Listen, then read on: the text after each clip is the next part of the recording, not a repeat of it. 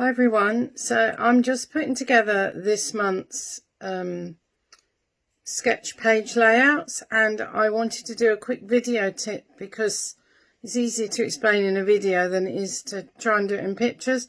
So this is just about how to make the most of a piece of card and also to make it a bit lighter in your album. So I'm just going to switch the camera around and I'm going to show you very quickly what I'm doing. Okay, so here's my 12 by 12 piece of paper, and I've got a photo that I've cut down into a circle, but I want to do a mat for it out of this yellow card, but I also want to use this piece of yellow card for my layout. So here's the circle. So I've cut out a circle of yellow card out of the middle of my 12 by 12 where I know I'm going to put photographs.